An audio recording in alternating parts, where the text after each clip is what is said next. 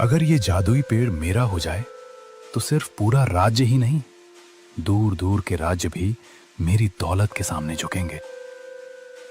मेरी बात तुम दोनों ध्यान से सुनो। आज आधी रात को हम उस जादुई पेड़ को चुरा लेंगे। याद रखना, इसकी भनक किसी को भी नहीं लगनी चाहिए।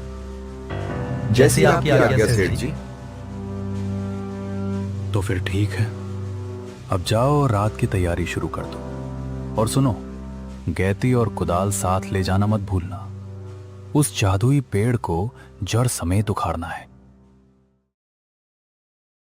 एक छोटे से गांव में राधा नाम की एक 12 साल की लड़की रहती थी। उसके माता पिता का देहांत कई साल पहले हो चुका था। अब वो अपनी बूढ़ी दादी के साथ एक टूटी फूटी झोपड़ी में रहती थी। राधा का दिल बहुत साफ था। वह खुद भूखी रह जाती, लेकिन किसी भूखे जानवर को खाना जरूर खिला देती। एक दिन गांव में भयंकर सूखा पड़ गया। खेत सूख गए, कुएं खाली हो गए और लोगों के घरों में खाने की कमी होने लगी। राधा और उसकी दादी के पास भी बस 2 दिन का राशन बचा था। उस रात दादी ने कहा, बेटी, कल जंगल से कुछ लकड़ियां ले आना। उन्हें बेचकर शायद थोड़ा आटा मिल जाए। अगली सुबह राधा जंगल की ओर चल पड़ी।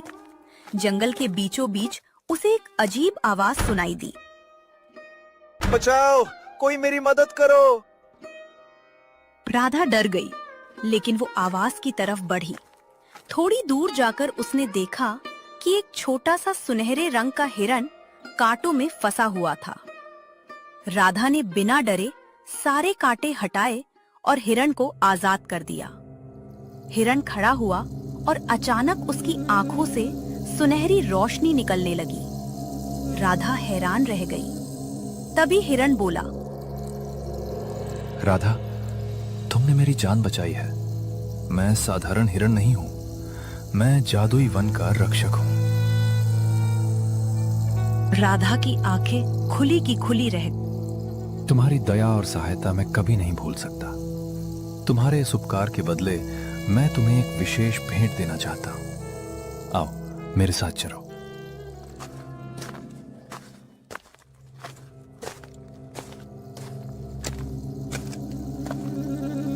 हिरन उसे जंगल के सबसे पुराने हिस्से में ले गया। वहां एक विशाल पेड़ खड़ा था, जिसकी पत्तियां सोने की तरह चमक रही थी। ये इच्छाओं का पेड़ है, लेकिन याद रखना, इसका जादू केवल अच्छे दिल वाले लोगों के लिए काम करता है।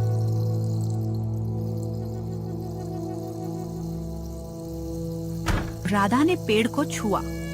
अचानक पेड़ की एक शाखा से एक चमकता हुआ फल नीचे गिरा। हिरन बोला, इसे घर ले जाओ, लेकिन इसे सूरज डूबने के बाद ही खोलना। राधा फल लेकर घर की तरफ चली। रास्ते भर उसके मन में यही सवाल था, आखिर इस जादुई फल के अंदर क्या है? राधा जादुई फल लेकर जल्दी जल्दी घर पहुंची। झोपड़ी के अंदर उसकी दादी चिंता से उसका इंतजार कर रही थी। बेटी, आज इतनी देर कैसे हो गई? राधा ने जंगल की पूरी घटना बता दी। सुनहरा हिरण, जादुई पेड़ और चमकता हुआ फल। दादी को यकीन तो नहीं हुआ, लेकिन राधा की आंखों में सच्चाई साफ दिखाई दे रही थी। सूरज धीरे धीरे डूबने लगा। राधा और दादी दोनों उत्सुकता से उस फल को देखने लगी। जैसे ही अंधेरा हुआ, राधा ने फल को धीरे से खोला। अचानक पूरे कमरे में सुनहरी रोशनी फैल गई। दोनों ने अपनी आंखें ढक ली। जब रोशनी कम हुई तो उन्होंने देखा कि फल के अंदर एक छोटा सा चमकदार बीज रखा था। बीज के साथ एक सुनहरी पत्ती भी थी। उस पत्ती पर लिखा था, जिसका दिल सच्चा हो वही इस बीज का जादू देख पाएगा। राधा ने बीज को अपने हाथ में लिया। तभी बीज हल्का हल्का चमकने लगा।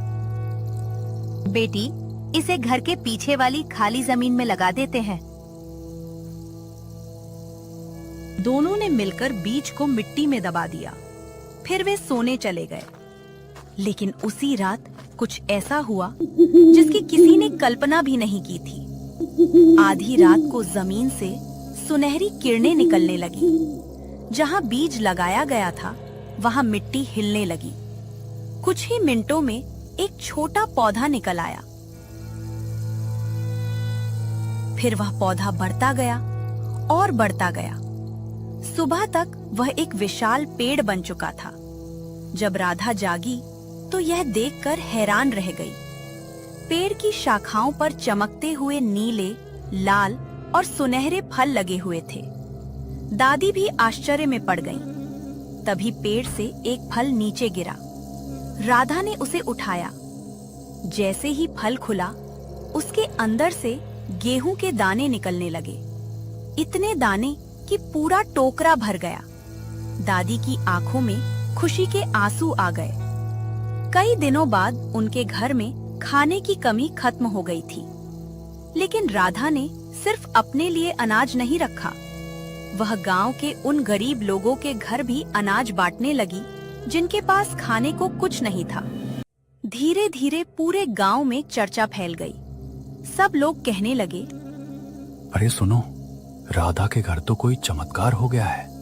कल तक इनके घर में खाने के लिए भी कुछ नहीं था और आज देखो, घर अनाज से भर गया है। मुझे तो इसमें कुछ राज लगता है। इतनी जल्दी किस्मत कैसे बदल सकती है? गांव के कुछ लोगों को राधा की अच्छी किस्मत और उसके घर में आई अचानक समृद्धि बिल्कुल भी हजम नहीं हो रही थी। वे आपस में तरह तरह की बातें करने लगे।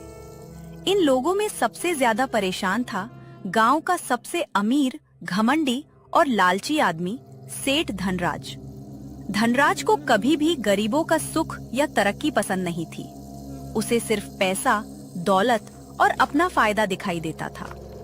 राधा की बढ़ती खुशहाली देखकर उसके मन में जलन और लालच दोनों बढ़ने लगे। एक दिन उसने गुस्से में अपने नौकरों को बुलाया और कहा,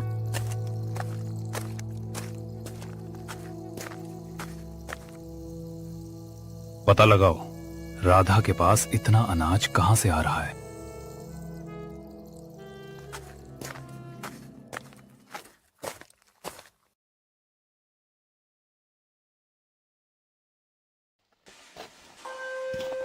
उस रात दो नौकर चोरी छिपे राधा की झोपड़ी के पीछे पहुंचे।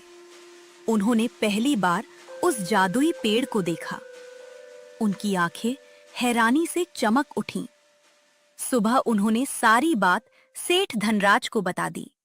यह सुनते ही धनराज की आंखों में लालच साफ दिखाई देने लगा। वह मन ही मन बोला, तो यही है राधा की अमीरी का राज। अगर ये जादुई पेड़ मेरा हो जाए तो सिर्फ पूरा राज्य ही नहीं, दूर दूर के राज्य भी मेरी दौलत के सामने झुकेंगे। मेरी बात तुम दोनों ध्यान से सुनो।